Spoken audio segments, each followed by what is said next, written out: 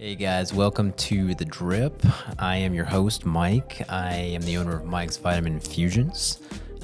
We are going to be talking about several things today, but the main topic is America, are we okay? I am joined by my wife and lovely co-host, D'Angela. She is going to be the brains behind the entire conversation. I'm just going to be the beauty. So here we go. And welcome back to our podcast. Today, we are talking about something that is near and dear to my heart. The title of this is going to be America, Are We Okay? Are we okay? I don't. Honestly, I think we're a little cooked. What do you think? That was a long pause. She thinks we're cooked too. So what we're going to be talking about really is like, I've been in the ER for a sad amount of time, and is the ER there to help? Are hospitals there to help? Is modern medicine here to help, or is it here to be the business that it is and to make money? I think that's worth taking a closer look at. There's so much I can say about that. Please. Oh. Go ahead. Is there something that you've experienced? Because I have my own stories, but is there something that you've experienced in the ER where you're just like, okay, that's not there for the benefit of the patient. That is there for the benefit of the hospital's bottom line.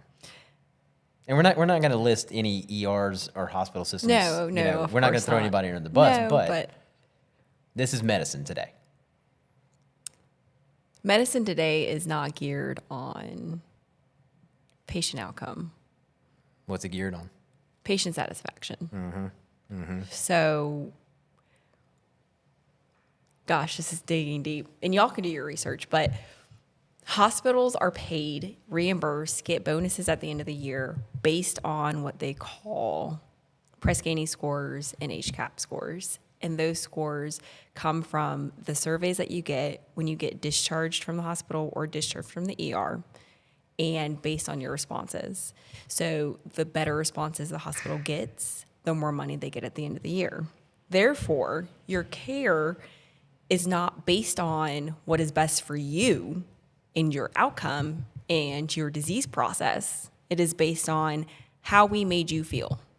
And those don't always correlate. How we make you feel, how you feel during your stay, how important you feel during your stay is not always a positive correlation to, is this what's best for you? Right. And the thing that pops into my head right away when I'm hearing you talk about this is something that I've seen from day one of being a nurse in the ER is people would come in and they would have a viral infection, right? They have a virus. It is textbook viral infection, and they go home with antibiotics. And we learned, it's like empirical treatment. This contributes to creating these superbugs, these antibiotic resistant bugs. I'm like, so why are we doing this?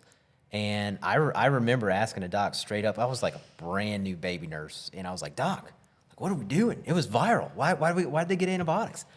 And he's like, because they asked for them, right? Every single day that happens. Right. And it's like they had an infection before. They got the Z-Pack or they got whatever, right? And they went home and they started feeling better. And so they correlate that to feeling better no matter what, right? And it's like, well, that's not going to help you. Antibiotics are not going to help you in a viral infection. They're not going to do anything. But you can't convince them of that. And by trying to, what's going to happen? Well, I think there's a balance. I think there are people who think antibiotics fix everything, and there is no convincing them of that. And then I think there is a large population where they don't understand the difference between a bacterial infection and a viral infection. Fair, very fair. Therefore, we give them antibiotics because that's what they ask for, instead of taking the time to educate them on why an antibiotic is not the answer at this point in time. Yep. But we don't educate them on it because we're, again, in the business of we want patient satisfaction scores to be good. Therefore, whatever organization we work for that is governed by Medicare and Medicaid we get the reimbursement at the end of the year because that reimbursement goes into pockets. Right. And again, that story happened when I was a baby nurse, like brand spanking new. Well, it still happens every It day. still happens every single day, and I saw it happen again and again and again, and it really didn't take me very long at all before I was like, this is not an exception to the rule.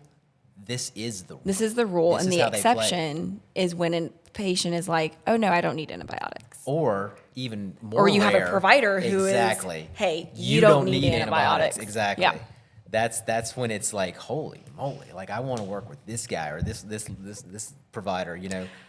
I had a provider the other day. I worked in the hospital the other day on, what day was that? Saturday? Saturday. Yeah. I was in the hospital on Saturday, and the diagnosis on the discharge paperwork was viral infection. And then Man. there was a prescription for Doxy. Yep. And they're I like, said, what? And the docs have gotten to the point where they kind of just shrug their shoulders at it, and they're like, oh, Well, we're they're just so covering all used of our to it. base. Yeah, they're like- so used to it. Like it's not even a thing anymore. Yeah. And it's like empirical treatment. I get it, but this isn't empirically treating. This is treating for patient satisfaction.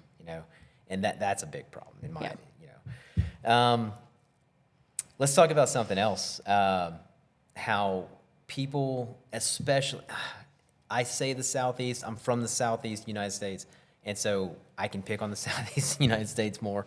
But let's talk about buildup. Like people will come to us having not seen, any type, not done anything for their health in years, right? And they'll come to us in the ER, and it's just like, fix me, right? We have all these problems. They have all these chronic conditions, and you'll hear them say, "Oh, I got no medical history," but they have a high blood pressure pill, and they take insulin, and they have this whole list of pharmaceuticals that they take, but they don't have they say they don't have a medical history, and so I think in their mind they are taking the pill that's covering up the symptom. And so they consider themselves somewhat fixed, and they don't have that issue anymore because they're covering up the symptom. And then they'll get there and they're like, oh, grandma or grandpa has been so healthy, for X, and they're in like complete liver failure, or they're just eaten up with cancer, and they have all these problems that did not happen overnight. Well, it's the same with, they're calling, in the family medicine world right now, they're saying that when your A1C is less than, I want to say it's 5.7, you don't have diabetes, but you're on GLPs. Yep. And you're on metformin or whatever. But as long as your A1C is below 5.7, you're considered in remission. Right. But you're still taking those medications. And if you were to stop taking those medications, then your A1C would go back up. Absolutely. So at what point are you still have diabetes because you haven't changed your lifestyle? So so you're just putting a Band-Aid on it, Right. is essentially what you're doing. And so you now have to stay on metformin, you now have to stay on GLPs, you now have to stay on insulin for the rest of your life to not have diabetes, when in all reality, you're just covering it up instead of Right. fixing the crux of the problem. And I think a lot of the responsibility does fall on the patient, right? You are ultimately the one who is responsible for your health care. If your doctor tells you something and you don't do your due diligence to say if that's good enough for you, or if that's going to be a good decision for your health care, that's on you, right? There's nobody coming to save you. You're your ultimate decision maker. But at the same time, a lot of the responsibility goes to the provider. But man, you got to take it with. So providers are taught pharmaceuticals from day one. Like that's how they treat people, right? We either medicate it or we cut it out. That's modern medicine. Doctors are taught a pharmaceutical agenda. Like they are taught that this is how we treat people. You have symptom A, you get pill A. You have symptom B that probably came from pill A. We're going to give you pill B, and it just cascades down. And people come in and they have this polypharm situation going on, where they have 3 blood pressure medications because this specialty doesn't talk to that specialty, and it's just they're sick and they're just getting sicker. And at some point, you have to step back and go, the pills aren't doing it. Whatever medication, there is no medication that has ever been invented that fixes the problem. There's nothing. It covers up a symptom. And doctors do not take it in, and you can't say all doctors, because there are excellent functional doctors out there, doctors that look at the body holistically, and they say, hey, this system is not separate from this system. They work together. Your body is not just a conglomerate of different systems. They work together synergistically, and one thing affects another. And so you can't just give a pill to fix a problem. It doesn't fix anything. Changing the lifestyle and figuring out what the cause of the dysfunction is, that's where the true healing comes into play. And it is a doctor problem, but it's also a patient problem. Like, we just sit there and we blindly trust. Well, I think it's an environmental problem as well. Mm-hmm. As far as, you know, the foods that we're eating, the habit, you know, the vices that we're indulging in. Yeah. I think it has a lot to do with that. And doctors, nurses, I can speak from a nurse standpoint. Nurses, 100% are overworked. There's way too much placed on you. Like, there is no patient care anymore. It's like you're tasking, right? I think doctors aren't too far separate from that, because a doc sees how many, you know, patients in the ER on a daily basis. They have an average of 7 to 10 minutes to go in there. You're not curing anything in 7 to 10 minutes, especially in the ER. You're going in there and you're mitigating problems. You're solving symptoms, and that's the problem. That's the issue, is that we just do not take the time to heal people anymore, to find the root cause and to fix it. We're just so let's get it done now. Let's do this now and cover it up and, you know, move on to the next one and make more money. I hate to, you know, dog on family medicine, but I think that starts with family medicine. By the time you're in the ER for your issue, there is no time to find the crux of your issue. There is no time to fix it. Our job in the ER is to make sure there's no medical emergency going on that's going to be life-threatening, and then refer you back to your family medicine doctor. And so I think it starts with family medicine. And family medicine, unfortunately, unless you find a really good functional doctor who is not covered by insurance, family medicine slaps a label on it, slaps a medication on it. And I think that's where it all starts. Yeah. And a lot of them just do what you ask. And at the end of the day, you know, they go through all this education just to do what the patient asks them to do. And I feel like it should just be the other way around. I think at one point in time it was, but from what I'm experiencing now, it's, okay, what do you want me to do about it? You want this? I can do this. You want that lab? Sure. Is it going to mean anything? No, but we'll do that. Absolutely. And there's no education component of, no, I'm not going to do this because this is not health. This is not the answer to your problem. It's, what do you want me to do about it? Okay, here you go. If I can't do it, let me refer you to someone who will. And you have positive patient satisfaction scores at the end of the day. I completely agree with that. And I'm not saying that healthcare should not be patient-driven. No. I think it should be a collaborative relationship. I think patients should have a voice, and I think providers should have a voice. But at the same time, I think that medicine should be more education-driven and evidence-based, as opposed to, let me do whatever you want to do because I want good scores at the end of the day. Well, if we continue to base it, compensation, money, because that's what it all comes down to. We continue to base it off of patient satisfaction scores, it's never going to improve. No. Because they've got 10 minutes to solve an urgent issue, and you're not going to solve it in 10 minutes. If you're not addressing the root cause, you're not fixing anything. But they're covering also it up. right, and they're also not going to change that because, you know, providers are paid, believe it or not, by how many patients they see in a day. Absolutely. And they are bonused on how many patients they see in a day. But that's something they don't tell you that. The faster they see you, the faster they get in and out with you, the faster they do what you want, so they don't have to sit there and spend the time educating you as to why that's probably not the right thing to do. The more money they get paid. Absolutely. 100%. Next topic, let's talk about things we don't talk about nearly enough. And This is it. I think this I might get fired, y'all. This is personal accountability. Going back to, you know, what I was saying earlier about how these problems, these chronic conditions, they don't just pop up. You don't wake up one day with type 2 diabetes, right? It was years of abusing your system. It was years of not eating correctly or not exercising, not keeping the weight off. And then boom, you developed type 2 diabetes because your insulin's out of whack.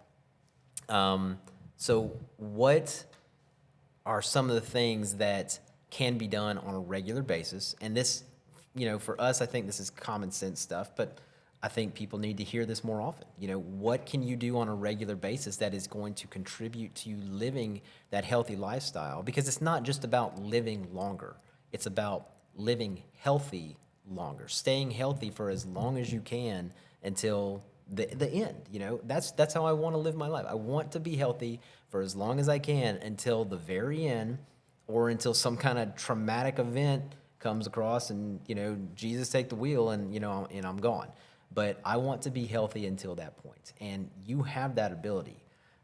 So what are some of the things that will contribute to that? That your provider doesn't have time to tell you? Yeah, that your provider won't tell you because it's not pharmaceutical based. I think the biggest thing that Americans struggle with that I think is really affecting everything is their diet. Yeah, 100%. What they're putting in their bodies. I would say that is, if that was the one thing to fix, I 100% agree with you that should be it. And I think there are lots of conspiracy theories out there about it. I don't know which ones are true, which ones are not.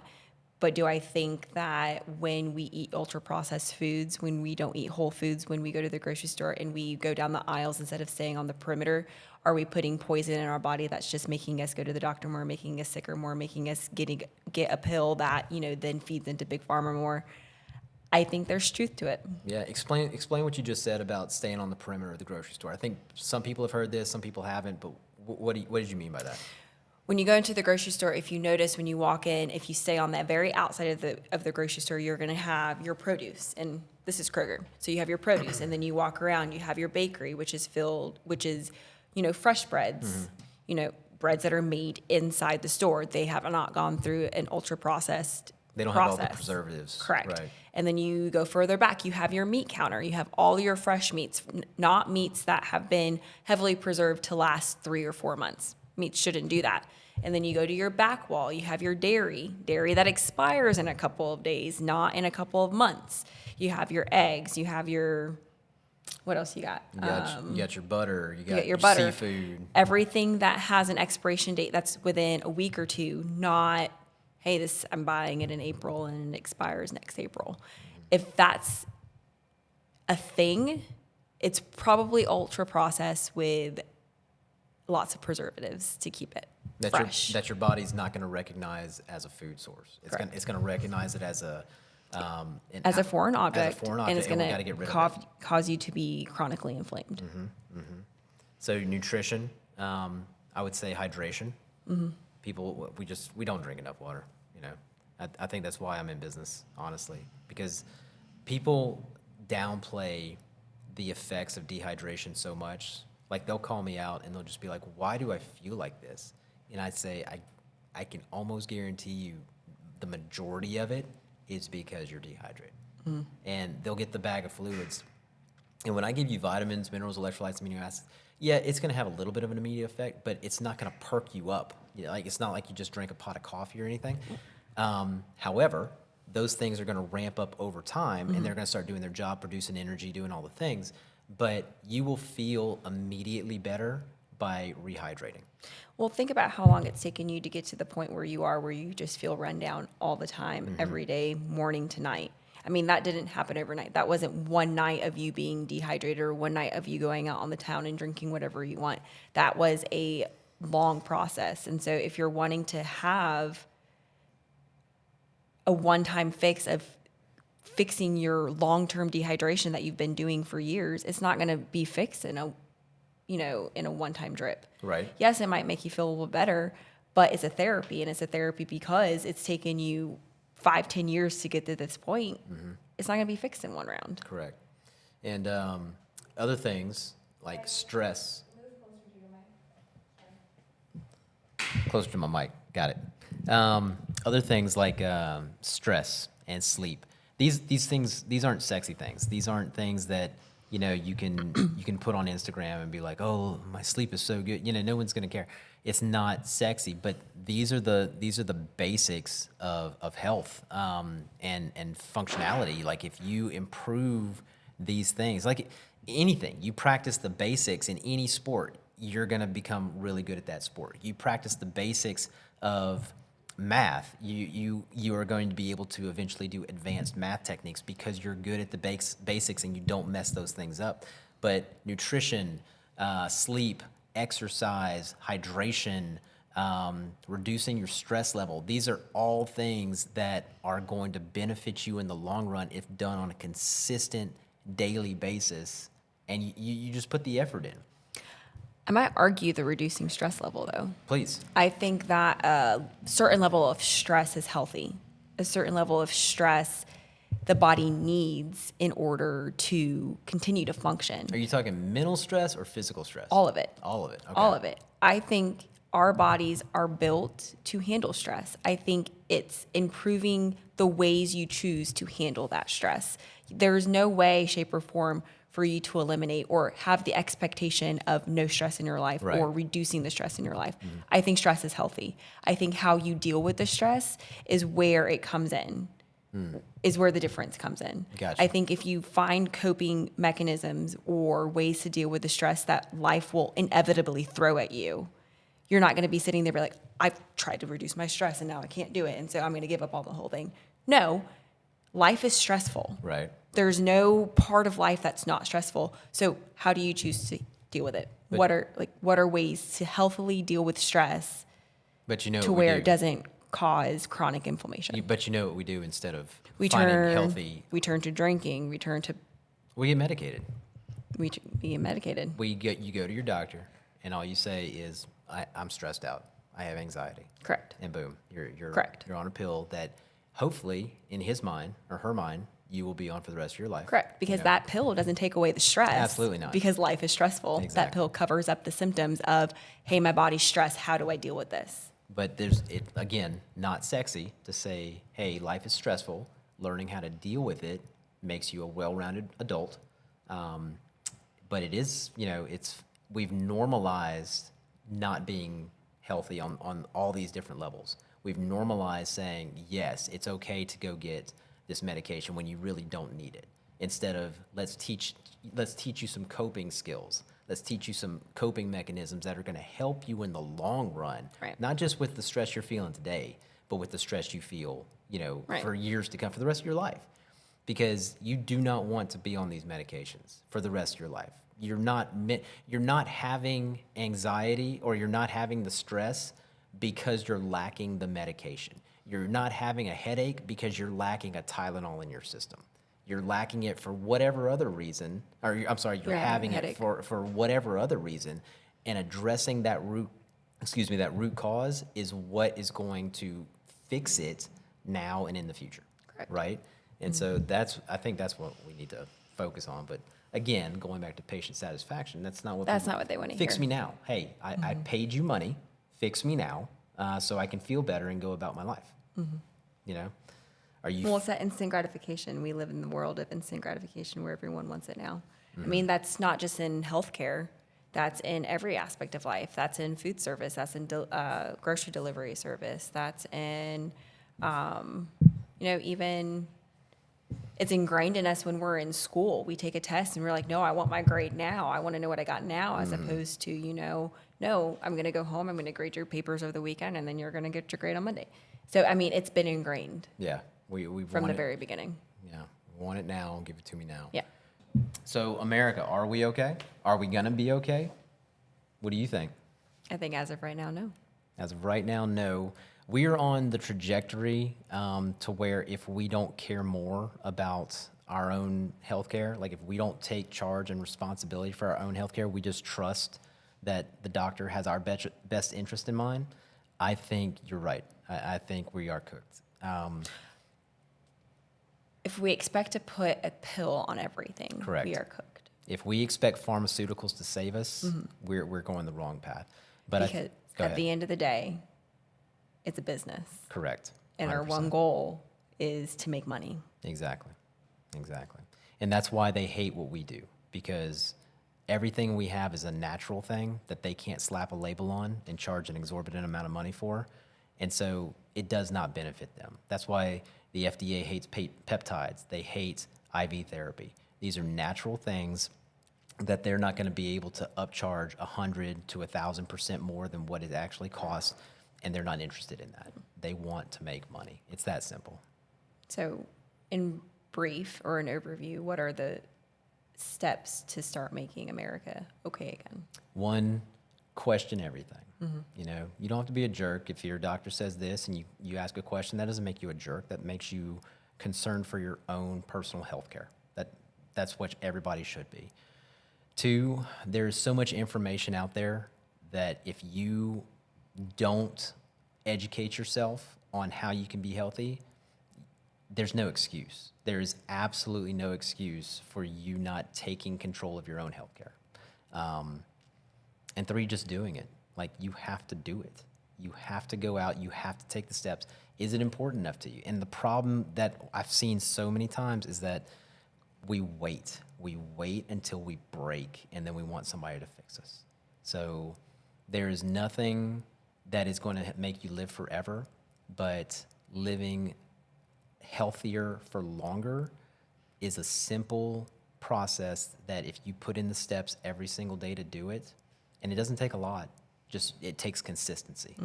That's what it takes. I think for me, it's going back to the basics. Correct. What did our ancestors do? We ate off the land.